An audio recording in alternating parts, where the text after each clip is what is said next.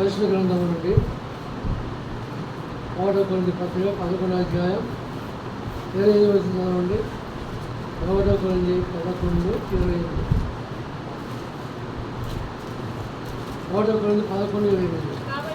కాబట్టి మనుషుడు తను తాను పరీక్షించుకొనవలెను, అలాగ చేసి ఆ రొట్టెను తిని ఆ పాత్రలోనికి త్రాగవలెను. మరి యోహాను సువార్త 4వ అధ్యాయం 54వ వచనం. యోహాను సువార్త 6వ అధ్యాయం 54వ వచనం. నా శరీరము తిని నా రక్తం త్రాగువాడే నిత్య జీవం గలవాడు, అంత్యదినమున నేను వారిని లేపుదును. మరే బాగా సామెతల గ్రంథము 22వ అధ్యాయం 1వ వచనం. సామెతలు 22:1. గొప్ప ఐశ్వర్యము కంటే మంచి పేరును వెండి బంగారం కంటే కాబట్టి దేవుని వాక్యభావం జీవించి ఆస్వాదించున్నారు. ఈసారి మన ప్రభు సాయం కొరకు ప్రార్థిస్తున్నాం. ఇది కూడా మా పర్వ తండ్రి పరిశుద్ధ దేవుని స్తోత్రాలు చెల్లించుకున్నాం. ఈ సమయంలో మేము మీరు ఇచ్చిన లేఖన వరకు చెల్లించుకున్నాం. అదే ఈ మాట వివరించాలంటే ప్రభా శక్తిహీనుని బలిని ప్రభా జ్ఞానం దాసం ద్వారా మీరు ఏం చేయవచ్చిన మా సభ్యులని మా గతవలసిన ప్రకారం రాజు సజీసుకొని యోగ్యముగా మీ శరీరంలో మీ రక్తంలో యోగ్యం చేసి సహాయం చేయమని మా ప్రభు రక్షకుడైన యేసు ప్రభువును ప్రార్థించి వేడుకుంటున్నాము తండ్రి. మనం చదువుకున్న వాక్య గ్రంథం నుండి పౌర పరిస్థితి రావాలంటే కాబట్టి ప్రతి మనుషుడు తన పరిస్థితులను అలా చేసి కాబట్టి ఇప్పుడు పరీక్ష ఇది సొంత పరీక్ష కాబట్టి ఎవరికి వాళ్ళే మరి వారంలో ఎక్కడ తప్పిపోయావో ఎలాంటి లోపం కలిగి ఉన్నావో ఏ చిన్న పాపం చేసావా మరి పరిహరిస్తున్న యువకులుగా వాక్ వెలుగులో ఉండి దాని ప్రకారం పరీక్షించుకొని అడిగి చేయటం మంచిది. కాబట్టి పరీక్ష అనేది అవసరం. ఈ వ్యక్తికైతే పరీక్ష అండి, ఎవరిని పరీక్షించరు. మీకు తెలుసు కాబట్టి ఈ వారంలో నా జీవితం ఎక్కడ తప్పిపోయాను, ఏదో పొరపాటు చేసేదా అది మీకు అంతరాత్మ తెలుసు కాబట్టి ఆ జ్ఞానం తెలుసుకొని అది పట్టుకొని క్షమాపణ ఆ పనులు చేసి సంతోషపడుతుంది. అందులో ఇంకో రెండో మాట ఏమంటే కదా, నా శరీరం తిని నా రక్తం అర్థంగా ఉంది. కాబట్టి వచ్చినప్పుడు మనం కూడా ఆయనతో లేపబడాలంటే ఏం చేయాలా, ఆయనతో సహాయం కలిగి ఉండాలంటే ఆయన శరీరాన్ని ఆయన రక్తం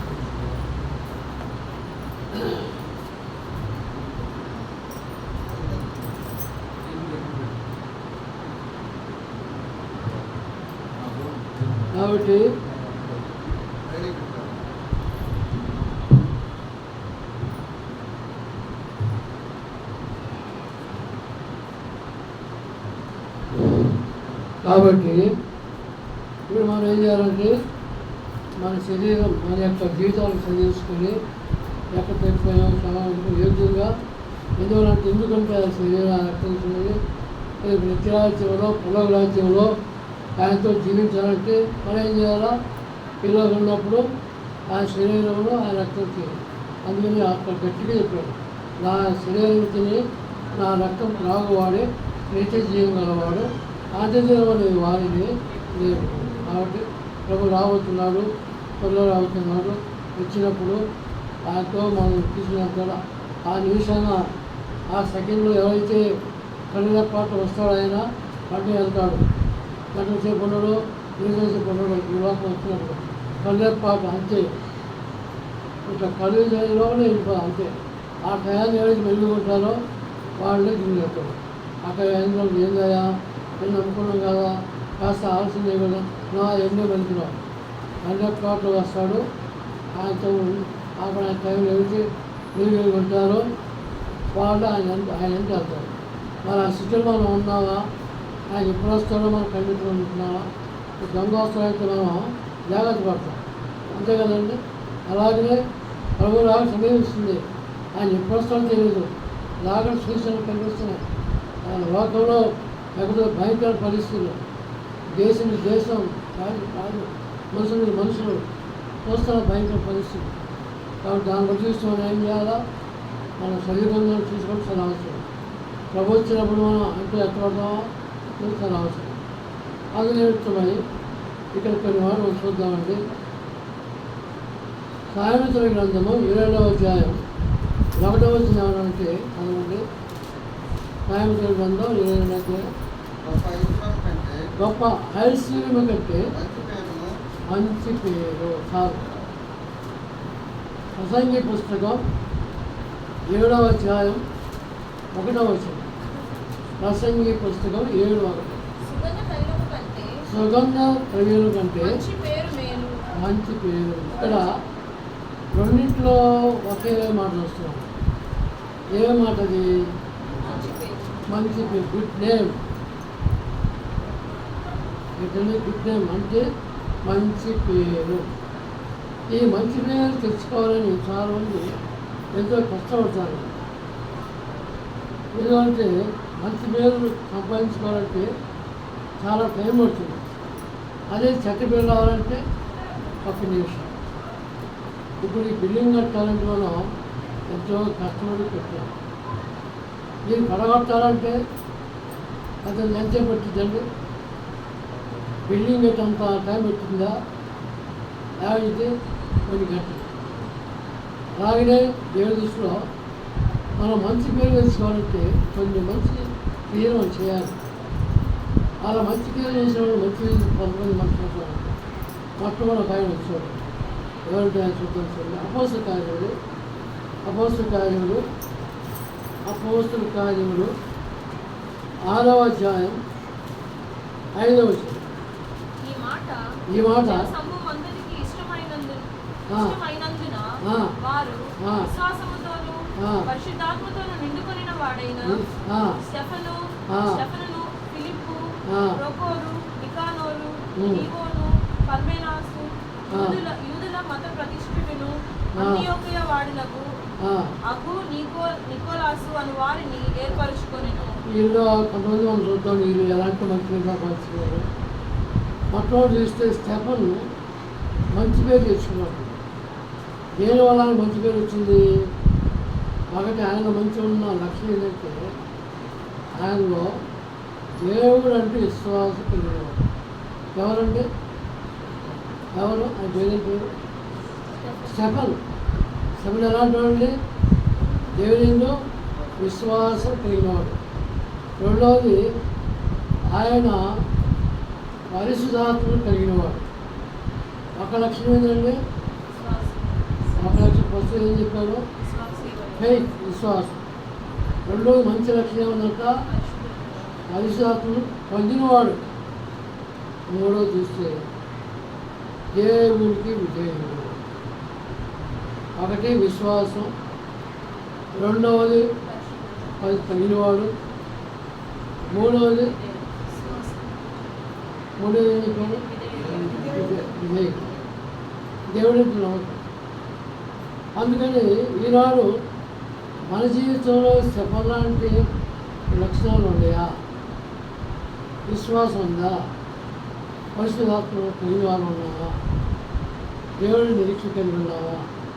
దేవుడు అంటే మరి ఎంత భయం కలిగి ఉంటావా? ఇలాంటివి ఉన్నప్పుడు దేవుడి దృష్టిలో మనం మంచిగా తెచ్చుకుంటాం.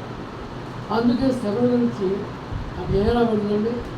స్టెఫను మంచి పేరు.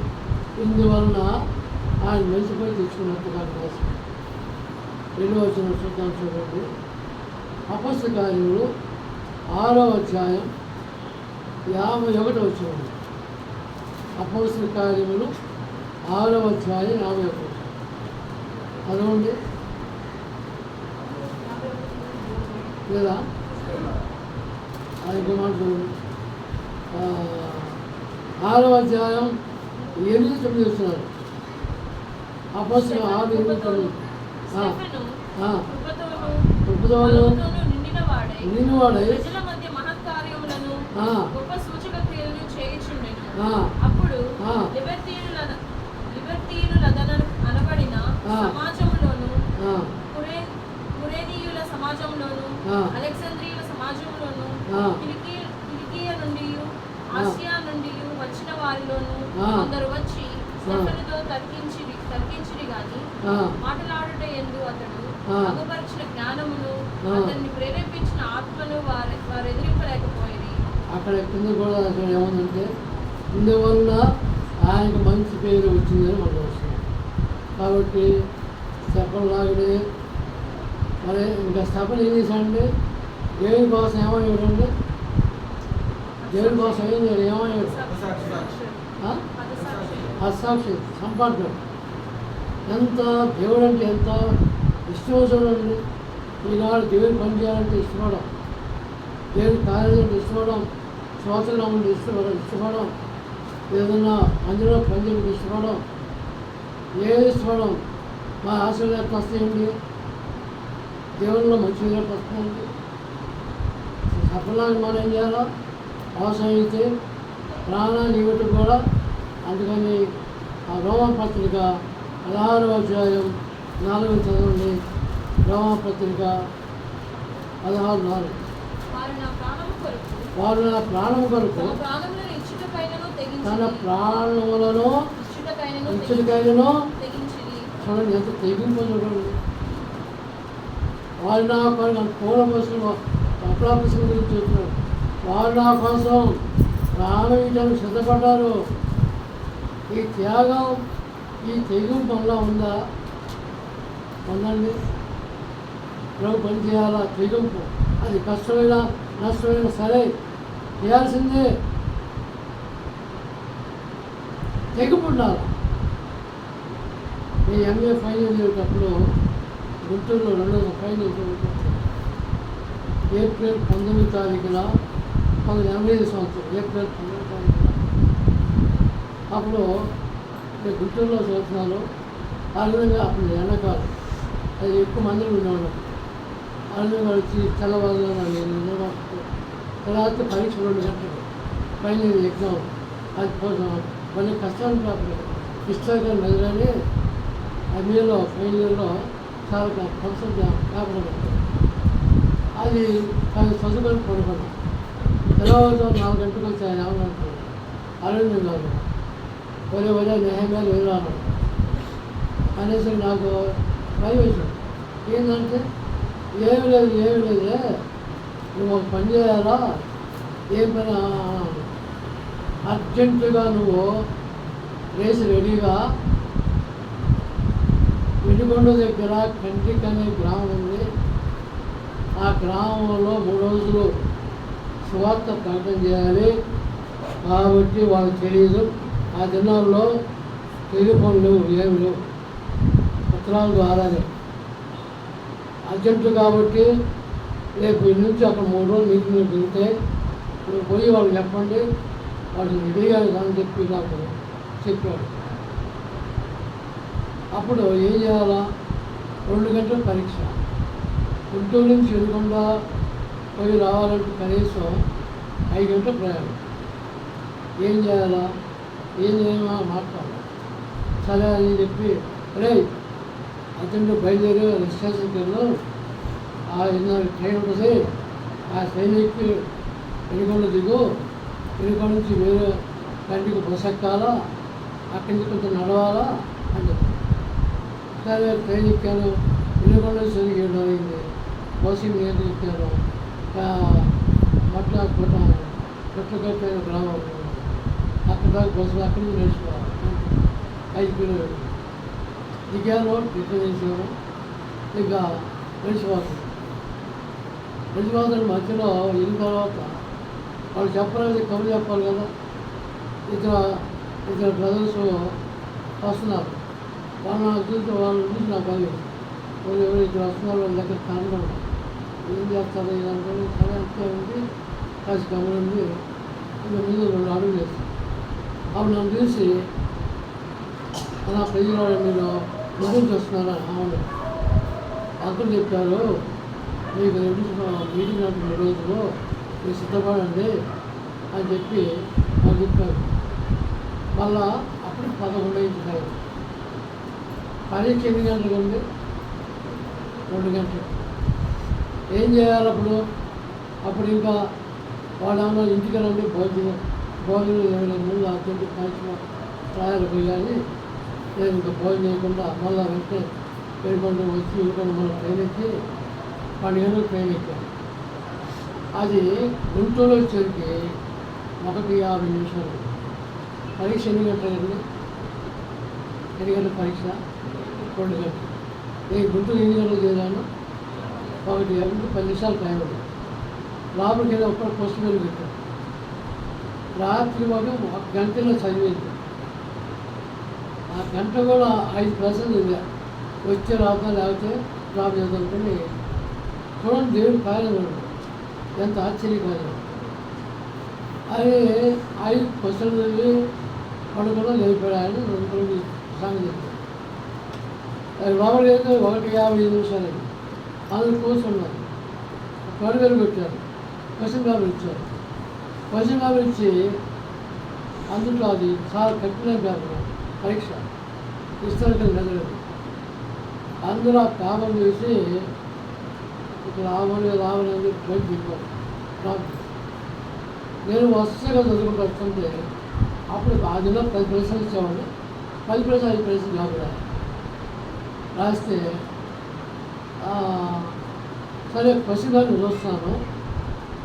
ఆ క్వశ్చన్ పేపర్లో 10 ప్రశ్నల్లో అసలు చూస్తే రాత్రి నేను ఏవైతే 5 చదివానో అయ్యే వచ్చింది. ఆశ్చర్యం కాదండి, అయ్యే వచ్చింది. చదివాను. దేవుడి దయ వల్ల పర్లేదంటూ కూర్చొని రాస్తుంది. అందరూ చూసి ఏం చదివి రాసేది రావాలి బాబు, నాకంటే ఎక్కువ చదివాడు. నాకు మగని చెప్పాము చదివా, నన్ను వాళ్ళు దూషించారు. అందరూ విధాలు చేశారు. రాను నేను రాను. 3 గంటలు టైం పరీక్ష అయ్యాను. 3 గంటలు అయిన వరకు నేను రాశాను. 5 రాసాం. రిజల్ట్స్ వచ్చినాయి. అన్ని పేపర్ల కంటే ఆ రోజు పేపర్లో 75 మార్కులు వచ్చినాయి. ఎన్ని వచ్చినాయి? 175. అది దేవుని కార్యం కాదా? ఆశ్చర్యం కాదండి. కాబట్టి మనం కూడా చెప్పలాగానే ఏం చేయాలండి? విశ్వాసం కలిగి ఉండాలా. మంచి పేరు తెచ్చుకుంటే దేవుడు మనం ఆశీర్వదిస్తాడు. హలో. కాబట్టి మొట్టమొదటి ఏం చూసామండి? స్టెప్ని అలాంటి వాళ్ళే విశ్వాసం కలిగిన వాడు, మనిషి పొందినవాడు, విధేయత చూపించినవాడు. ఏటగా దైవ సంకల్పసు ప్రాణము రోవగా ప్రాణము వీడసి. ఏటగా దైవ సంకల్పసు ప్రాణము రోవగా ప్రాణము వీడసి.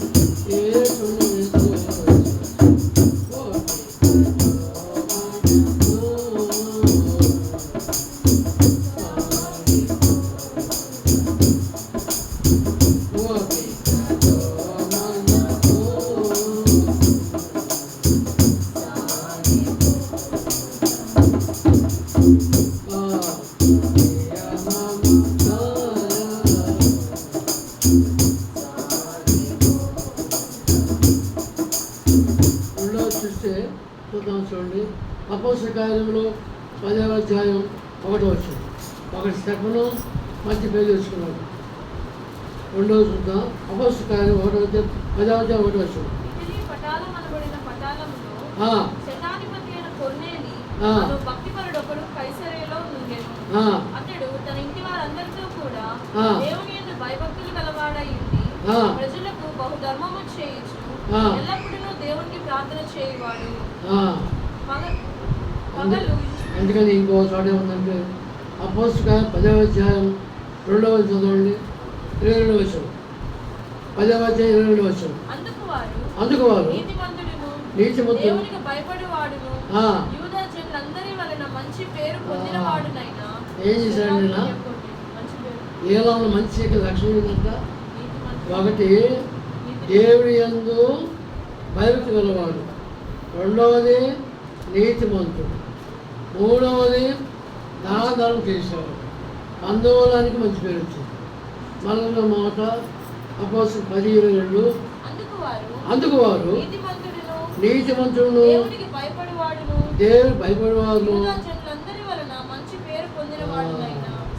ఏం పేరు పొందాడండి? ఇందువల్ల మంచి పేరు పొందాడు. దేవుడంటే భయం గలవాడు, దేవుడంటే నీతిమంతుడు, నీతి గలవాడు. అంతేకాదు ప్రజలకు ఏం చేసేవాడండి? దానం చేసేవాడు. అంటే అర్థం ఏంటి? అటు లోకంగా, అటు భౌతికంగా, ఇటు ఆత్మీయంగా దేవుడి బిడ్డలకి, దేవుడికి ఏం చేసామండి? దానం చేసేవాడు. ఈనాడు మనం కూడా ఏం చేయాలా? దానం చేయాలి. దానం చేసినప్పుడే ఇలాగనే కుదిరే వాళ్ళే మనం మంచి పేరు తెచ్చుకుంటాం. మరి ప్రయత్నం చేయాలి. చెప్పలాగిన మనం మంచి పేరు తెచ్చుకోవాలి. రెండవది కొన్నిలాగినే మనం మంచి పేరు తెచ్చుకోవాలి. కొన్నిలాగిన మంచి పేరు తెచ్చుకున్నట్టే నీతిమంతుడు, దేవుడికి భయభక్తి గలవాడు, తన కుటుంబంతో కూడా నేను వారికి పెంచేవాడు, దానం చేసేవాడు. అందువలనే ఆయనకి ఏమొచ్చిందండి? మంచి తనము గల దేవా గరిలో మంచి తనము గల దేవా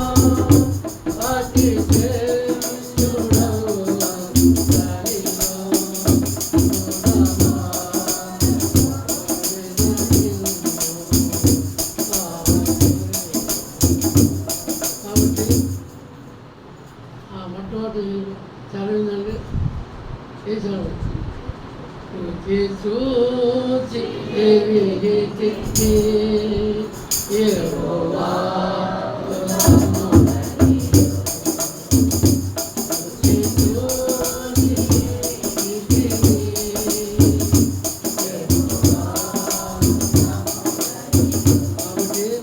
రెండవది ఎవరు చూసామండి? కొన్ని అపోస్తల కార్యములు 13వ అధ్యాయం 16వ వచనం. అపోస్తల కార్యములు 13వ అధ్యాయం 16వ వచనం. అప్పుడు దేవునికి భయపడేవారులారా వినుడి. ఇశ్రాయేలును ఈ ప్రజల దేవుడు తన పితరులను ఏర్పరచుకొని వారు ఐగుప్తు దేశమందు పరదేశులై ఉన్నప్పుడు ప్రజలను హెచ్చించి తన భుజబలము చేత వారిని అక్కడ నుండి తీసుకొని వచ్చి. రెండవది కొర్నేలి. ఒక ఆయన చూద్దాం చూడండి. అపోస్తల కార్యములు 16వ అధ్యాయం 1వ వచనం. అపోస్తల కార్యములు 16వ అధ్యాయం 1వ వచనం. పౌలు దెర్బేకును లిస్త్రాకును వచ్చెను. అక్కడ తిమోతి అని ఒక శిష్యుడు ఉండెను. అతడు విశ్వసించిన ఒక యూదురాలి కుమారుడు. అతని తండ్రి గ్రీసు దేశస్థుడు. అతడు లిస్త్రాలోను ఇకోనియాలోను ఉన్న సహోదరుల వలన మంచి పేరు పొందినవాడు. పేరండి ఎందుకు మంచి పేరు వచ్చిందంట? ఈలో ఉన్న 3 లక్షలు ఏంటంటే దేవుడి పని యందు ఎంతో ఆసక్తి గలవాడు. దేవుడి పని ఎలా ఉండేవాడు అంటే ఎంతో ఆసక్తి. ఇంకోటి ఇంకా ఉంది, ప్రజలకు క్షేమ సమావేశం చేసేవాడు. ఈలో ఉన్న మంచితనం ఏంటండి?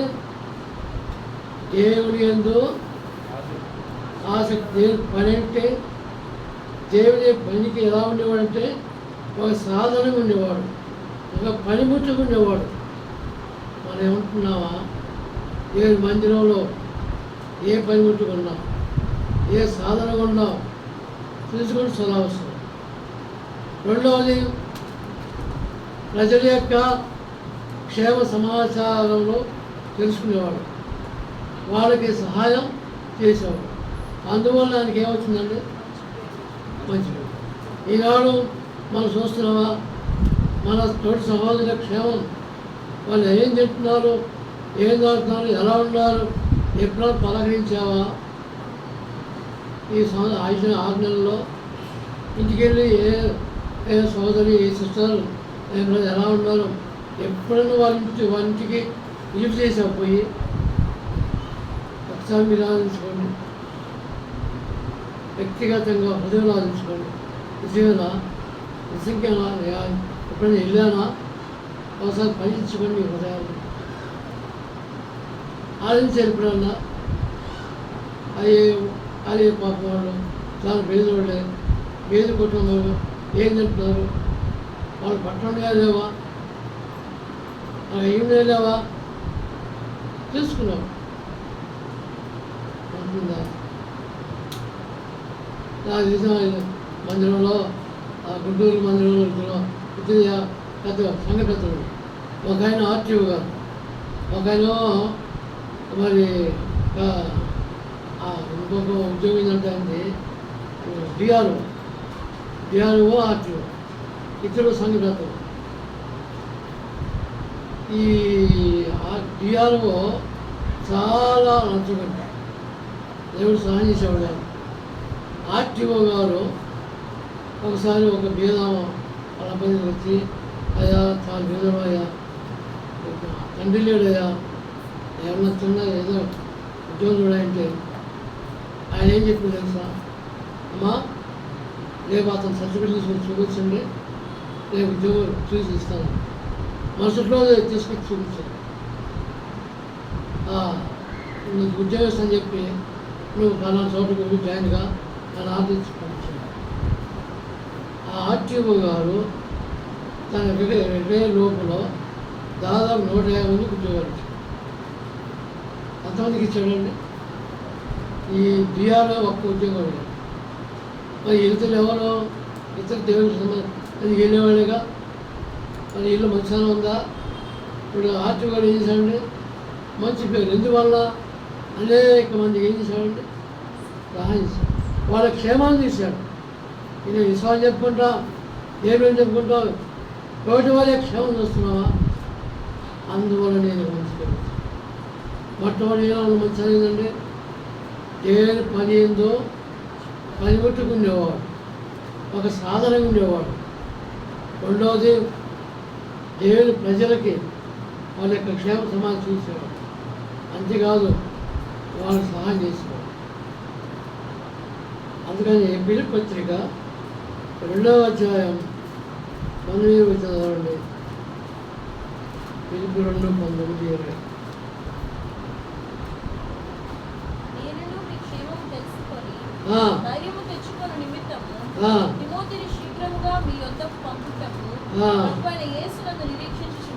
చాలు, ఇక్కడ కూడా ఆయన పంపించండి అని అనుకుంటున్నాను. 4 చూద్దాం. ఇప్పుడు ఎంతమంది చెప్పారండి? చెప్పండి.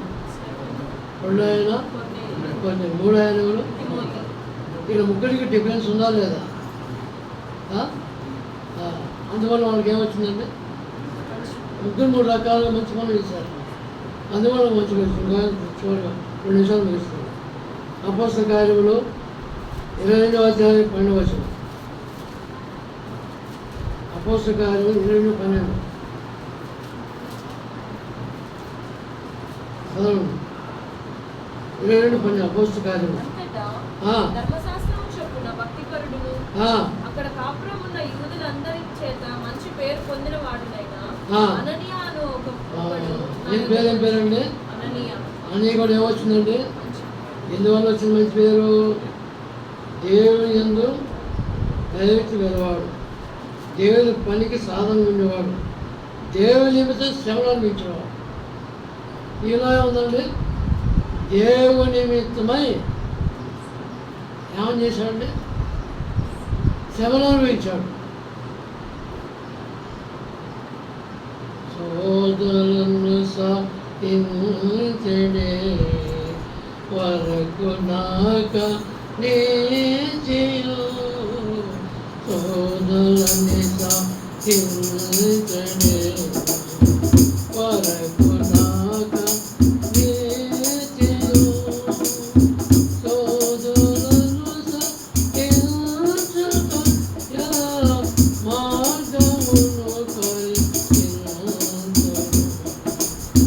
సోదరులను సాధించుకొనియా మార్గమును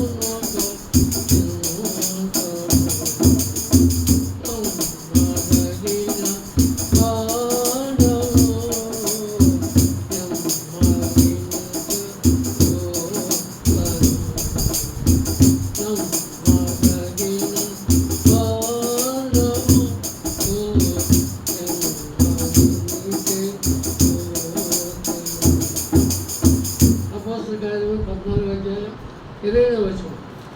అపోస్తల 14 చదవండి. 14:22. శిష్యులు వచ్చి విశ్వాసమందు నిలకడగా ఉండవలెననియు విశ్వాసం అనేక శ్రమలను అనుభవించి మనము దేవుని రాజ్యంలో ప్రవేశింపవలెననియు ఏమందండి? అనేక శ్రమలు అనుభవించి మనం ఎక్కడ పోవాలంటే దేవుని ప్రవేశం. కాబట్టి దేవుని రాజ్యంలో చేయాలంటే, ప్రవేశం పొందాలంటే ఏం చేయాలో? శ్రమలు అనుభవించాలి. శ్రమలు లేకుండా ఉంటుంది దేవుని రాజ్యం. చివరిగా అపోస్తల కార్యములు 23వ అధ్యాయం 1వ వచనం. పౌలు మహాసభవారిని తేరి చూచి, సహోదరులారా, నేను నేటి వరకు కేవలం మంచి మనస్సాక్షి గలవాడనై దేవుని ఎదుట నడుచుకుంటున్నాను. ఇక్కడ ఎవరిని వస్తున్నామండి? పౌలు గారు కూడా ఎలాంటి వాడండి? మంచి సాక్షి. ఎందుకు వచ్చింది మంచి సాక్షి? సాక్ష్యం ఎందుకు వచ్చిందండి? ఆయనకి నిష్కపటమైన ప్రేమ గలవాడు. తర్వాత నిర్దోషాలు పేరు తెచ్చుకున్నాడు. అంతేకాదండి, దేవుని దృష్టిలో నమ్మకస్తుడు. ఎవరండి అయినా? పౌలు గారు ఏం చేశారంటే, ఒకటి ఆయన ఉన్న మంచి లక్ష్యం ఏంటి? ఏ లక్షణం? నిష్కపటమైన ప్రేమ గలవాడు. అంతేకాదు, నిర్దోషాన్ని అనిపించుకున్నాడు. దేవుని చేత ఏమనిపించుకున్నాడంటే నమ్మకస్తుడు. మరి ఈ 3 లక్షణాలు ఉండటం వల్ల పౌలు గారికి ఏమవుతుందండి? కాబట్టి మంచి పేరు. అది ఆ వాక్యం ముగిస్తాం. పరమగీతం ప్రసంగి 7వ అధ్యాయం 1వ వచనం. ప్రసంగి 7వ. సుగంధ ద్రవ్యముల కంటే ఏమన్నాడంటే, సుగంధ ద్రవ్యముల కంటే మంచి పేరు. మరి మంచి పేరు ఉందా మనకి? సంఘంలో మంచి పేరు సంపాదించుకున్నావా? సంఘ కార్యక్రమాలు పాల్గొంటున్నావా? పరిచయలు పాల్గొంటున్నావా? సహాయం చేస్తున్నావా? దైవకులు ఇంటి వాళ్ళు తెలుసుకుని వస్తున్నావు ఇంటికి, ప్రభు ఇంటికి. కాబట్టి ఏం పరీక్షించుకొని ఈ 5 లక్షణాలు కలిగి ఉండటం వల్ల శపను తర్వాత ఇంకెవరండి? శపన తర్వాత ఎవరు? కొర్నేలి, తిమోతి, అననీయ, పౌలు. ఏ జీవితం చూసి వాళ్ళ జీవితాలు మనం కంపేర్ చేసుకున్నాం. చాలా ఉంటుంది కంపేర్. కాబట్టి ప్రభా, 4 లక్షణాలు ఆ ప్రజలు ఉంటే మరి పౌలు గారు, శపన గారు, తిమోతి గారు, అననీయ, కొర్నేలి అలా నేను ఉండలాగిన సహాయం చేయకపోయింది. అది ప్రభుని అడిగి ప్రభుత్వంలో శుభార్పణ దేవుడితో మాట్లాడడం జీవించగా ప్రజలు వచ్చి ప్లాన్ చేసి వాక్యానుసారంగా పాల్గొస్తారు.